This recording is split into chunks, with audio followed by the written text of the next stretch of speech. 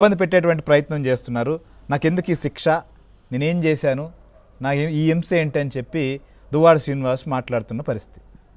దీంట్లో కుట్ర లేకపోతే హింస కనిపిస్తోందా, లేకపోతే తాను చేసిన దానికి వాణి కావచ్చు, హైందవి కావచ్చు ఇవాళ ప్రశ్నిస్తున్నట్టు కనిపించట్లేదా?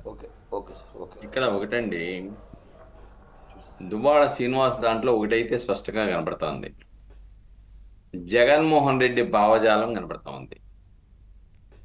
ఏం చేద్దంటే కోడికత్తి కేసు, ఆయన వ్యవహార శైలి, గులకరాయి కేసు, ఇవన్నీ చూసిన తర్వాత ఆ వాదనలోనే ఈయన కూడా నడుస్తున్నాడు అనిపిస్తూ ఉంది.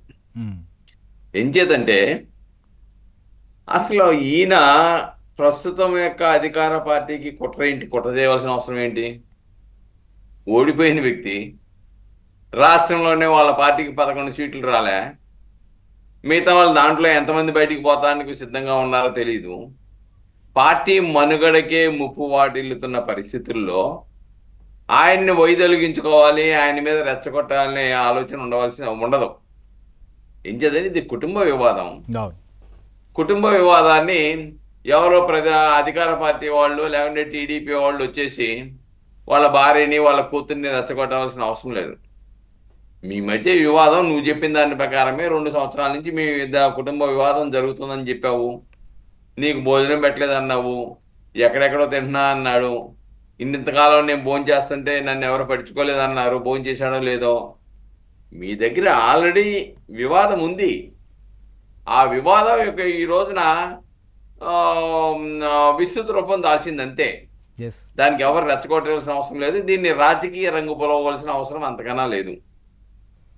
అదే ఇంకొక మాట, మీరు లీగల్గా కూడా ఎక్స్పర్ట్ కాబట్టి నేను ఒక క్వశ్చన్ చేస్తున్నా. నేను సంపాదన వదులుకున్నా, నా టిక్కెట్ కూడా వదులుకున్నా, అయినా నన్ను 30 ఏళ్ళు వేధించినా తట్టుకున్నా, ఇప్పుడు కూడా నన్ను హింసించే ప్రయత్నం చేస్తున్నారు అని చెప్పి ఆయన వాదన. సో మీరు అందరి యొక్క వాదనలో వాళ్ళ యొక్క అభిప్రాయాలు కూడా వింటున్నారు, వాళ్ళు ఏం మాట్లాడుతున్నారో కూడా చూస్తున్నారు. సో అలాంటి పరిస్థితి కనిపిస్తోందా సార్ దీంట్లో? ఒకవేళ అలాంటిదే ఉంటే ఇప్పుడు దాకా ఎందుకు సైలెంట్గా ఉండాల్సి వచ్చింది? ఒకటండి, నిజంగా ఆయన ఇప్పుడు చెప్పే వాదనకే పసుంటే ఈ రోజు ఏదైతే నేను విడాకుల పిటిషన్ దాఖలు చేసుకుంటాను, కోర్టులో వేసుకుంటాను ఏదైతే పగలాలు పలుకుతున్నాడో అది ఆనాడే చేసిండేవాడు కదా. ఆనాడు చేయకుండా ఈరోజు వాళ్ళు బహిరంగంగా వచ్చేసి ఇదిగో ఈయన ఇలా చేస్తున్నాడు, ఇది మా కుటుంబాన్ని ఇబ్బంది పెడుతున్నారని బయటకు వచ్చారు వాళ్ళు. ఇప్పుడు ఎందుకు వచ్చినాయి ఆ వెలుగు? ఇంతకాలం ఎందుకు రాలేదు వెలుగులోకి? కాబట్టి ఇప్పుడు ఆమె కూడా చెప్తా ఉంది. ఆమె కూడా ఇందాక ఏదో టీవీలో చూశాను, రెండో ఆమె ఏమంటుంది, అవసరమైతే వాళ్ళకి మాకు విడాకులు అయిపోతే మీ ఇద్దరం పెళ్లి చేసుకున్నా కానీ ఆశ్చర్యం లేదంటుంది. అంటే కలిసే ఉంటున్నామని చెప్తున్నారు. మీరు కలిసి ఉంటూ మీ కుటుంబంతో వివాదాలు పెట్టుకొని దానికి రాజకీయ రంగు పొలవలసిన అవసరం లేదు.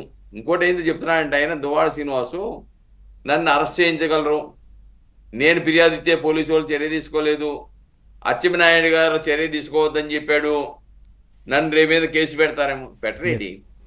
మీ భార్య చాలా స్పష్టంగా చెప్తుంది, మీ అమ్మాయి చెప్తుంది, రాత్రి మమ్మల్ని చంపడానికి వచ్చాడు, మా మీద హత్యా ప్రయత్నం చేయబోయాడు, మమ్మల్ని వేధించాడు అని స్పష్టంగా కనబడుతోంది.